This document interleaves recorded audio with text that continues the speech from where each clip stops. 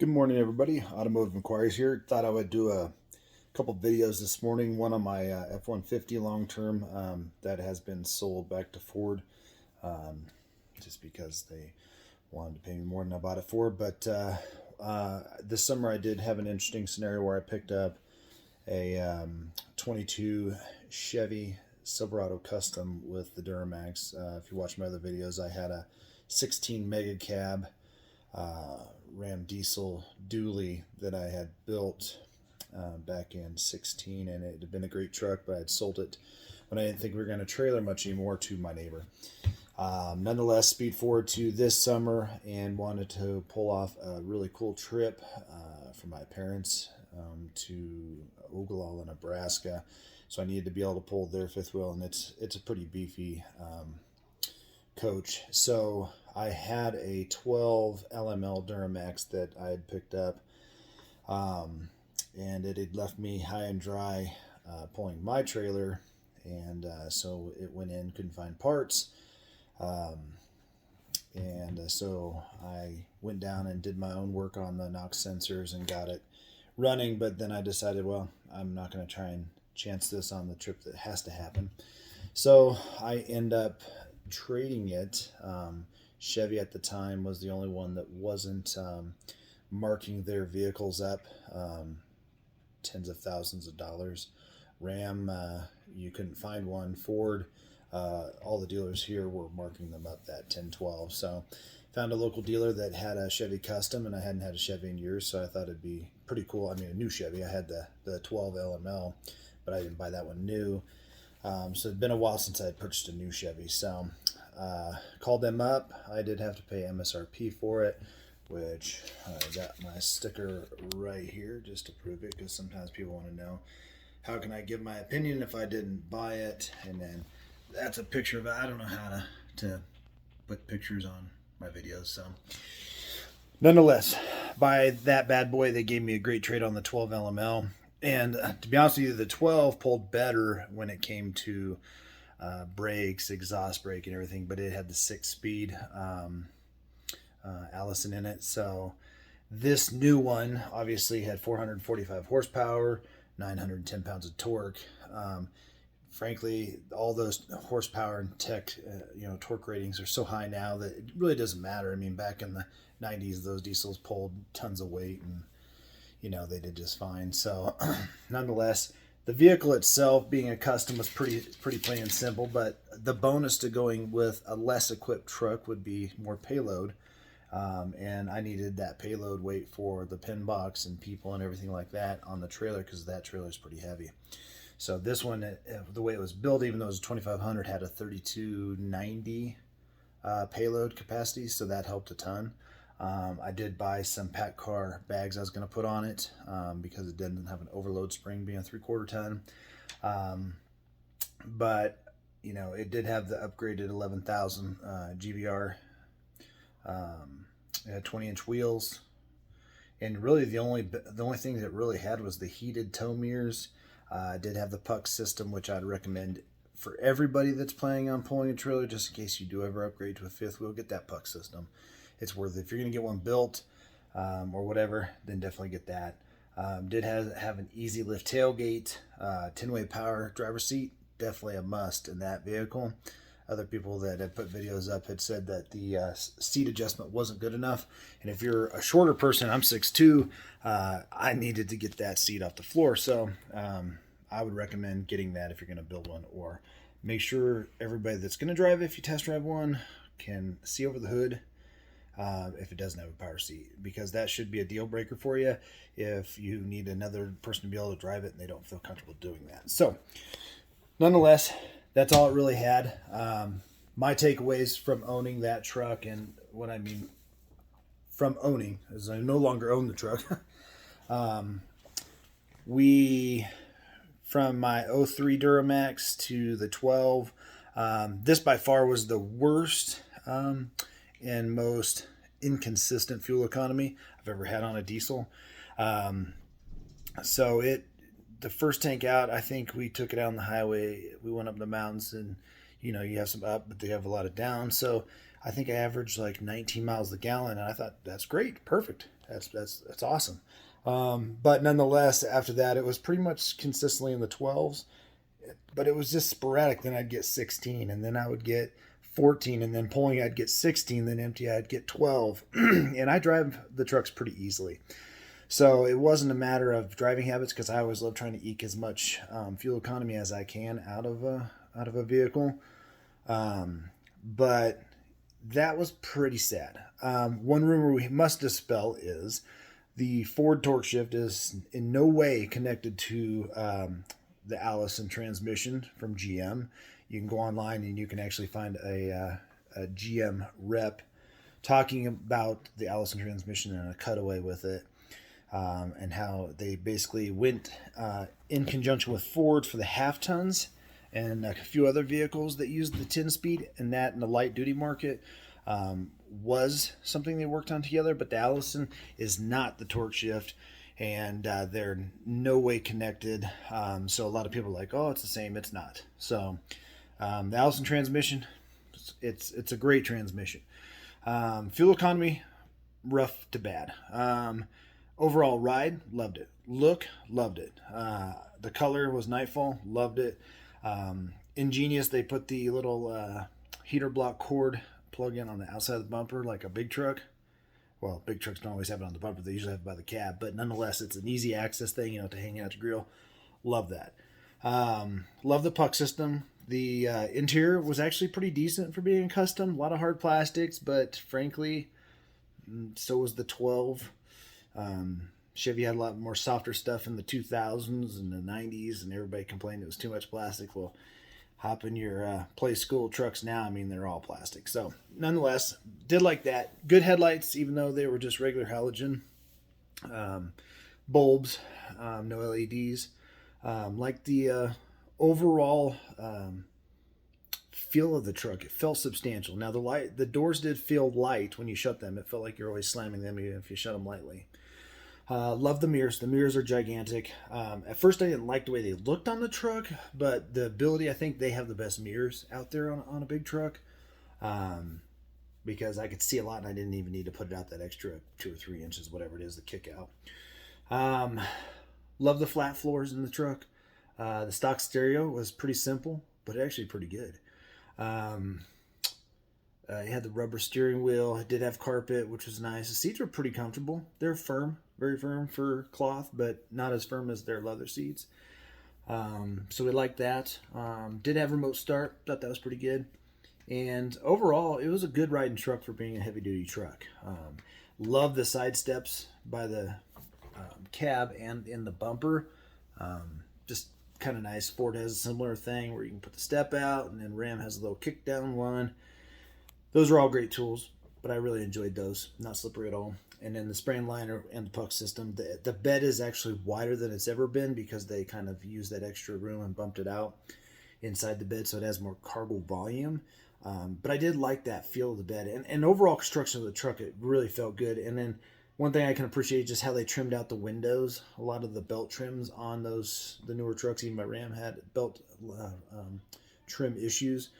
Nice fit and finishes in some areas, and in some areas you're kind of like, why, Chevy? Why didn't you go a little bit further? Like the little information screen down in the gauges, it's very simple in the custom, which is it's identical to the work truck. You can get a little bit bigger one that has a few more colors, and then you can get the bigger one that's in the high country. But really, it's just kind of like, why? I mean, even the Ford work trucks get a little bit better than that. The odd things about this truck that I didn't like, the mileage, of course. Bought some cheap steps off of Amazon. They worked out really good. And after that, the truck is super tall, which I loved, which I really did enjoy that. But you get inside, and then there were just like, you can feel the fit and finish of the steering wheel. There were some nubs, I guess, if you will, from, the casting process of that. Was just kind of rough, so I didn't enjoy that. The door scratched super easy. Again, that hard plastic, it's going to scratch easy. So I had bought some like little door trim pieces of vinyl off of the Amazon and slapped those down to protect that door sill. But I mean, just scratched super easy. Another pet peeve, you don't get any charge ports. They put some vents back there. That's great for the second seat passengers, but this is a crew cab, not a single charge port. So we had to run a cord from the front because there wasn't even a charge port in the console, because at this trim level, it's a work truck. So you don't get any of that. So you got to step up way far, but it seems to me that that should be something just there. Just one charge port even, because then you could split it or do whatever. But yeah, no charge port there. So that was kind of a bummer. But for the 61 price mark, I mean, you can't beat it for a heavy duty truck. And to be honest with you, power again is ridiculous. And you know, even if you stay in and out of it, you're not going to get the greatest with a big truck. That's not why you buy these things. But if you like hauling, but this truck will do it. Because it always felt like no matter what when I touched the throttle, it just felt like it wanted to rip the tires off. I mean, it was just super powerful and super fast. Very fun in that respect. But what I did find out is the truck, when it's just in your standard drive modes, and in that truck, again, you pull it down the drive, that's all you know. You have no idea what gear you're in. The little toggle for the gear selector does nothing in drive. But the truck will always start in second gear in drive. The only way you're going to get to go into first gear is either pull it down into your manual shift mode, toggle all the way down to 1, and then run through your gears, or put it in tow haul mode. Tow haul mode just holds the shift points a little bit better and stuff like that. But that was kind of funky.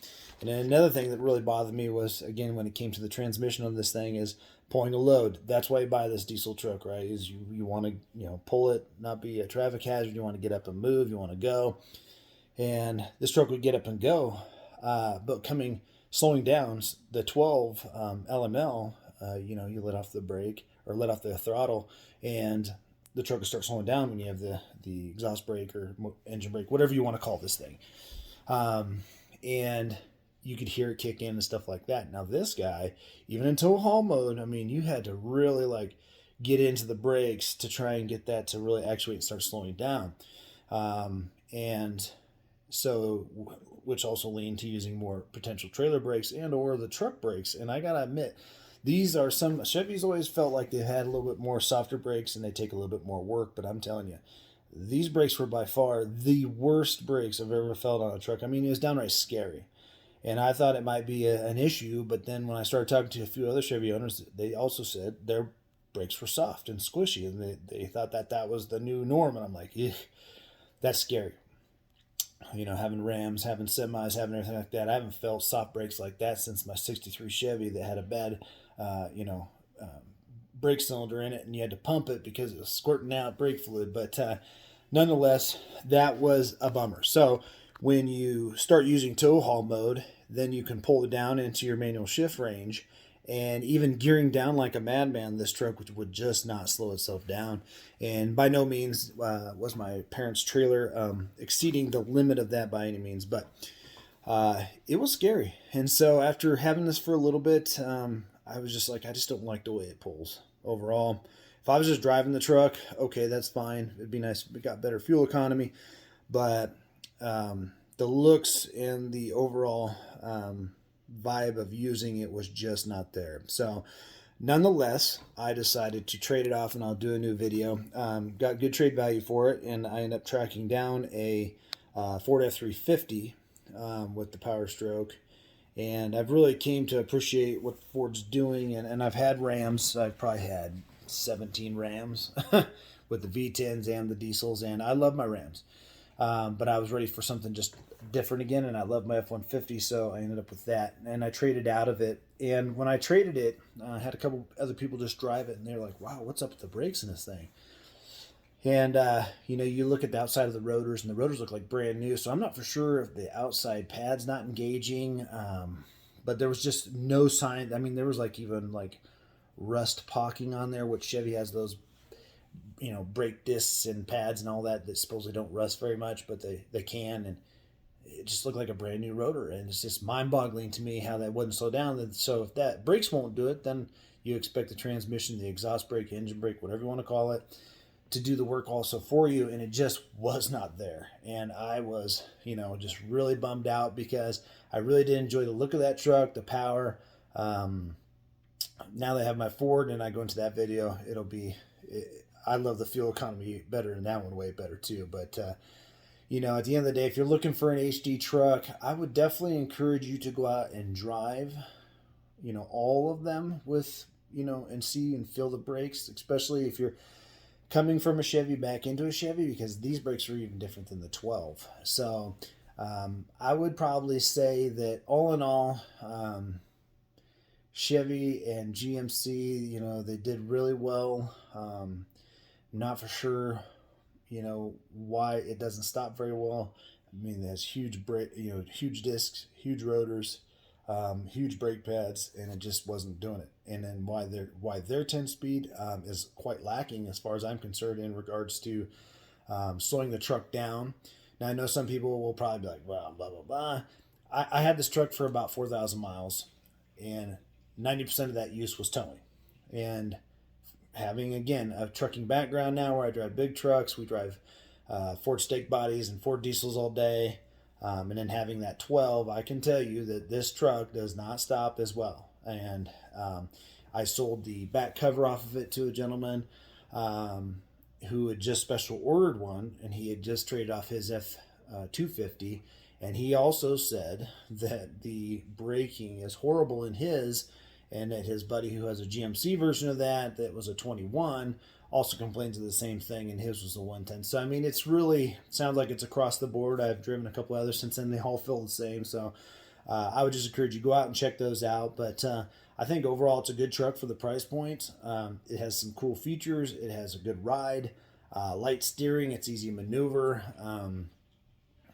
So I think that's really great, and I think the Duramax is a great motor. But I think Chevy has a few ways they could go to better that truck. But it's definitely worth a look. But drive all three, check the brakes on them, and if you have a concern before you pull the trigger, you tell the dealer, be like, hey, listen, these brakes don't feel right. Even if you have to drive 2 or 3 of the ones on their lot, a gas version and a diesel version, just to check it out. Make sure you're comfortable with that. But otherwise, thanks for watching, guys. We'll see you soon on my F350 review. That'll be a little bit more fun because it's not going to be in the office looking at a computer screen. And I wish I was more tech savvy so I could blip that picture into there and all that jazz. But, I'm just a meat and potato working guy. I don't have time to learn all this tech stuff. So until I see you guys next time, feel free to ask questions. Subscribe, please. Comments. I'm not supported by this channel. I do this just for working knowledge. I have a serious condition when it comes to buying cars and trucks, and I cycle through cars and trucks a lot, but I actually do own all of these that I do review, and can put in my 2 cents because these are expensive investments for anybody. And if I can give you a couple things to look at, and I'm not just one of these guys that goes down to the dealer and grabs one and says, wow, this is a neat truck.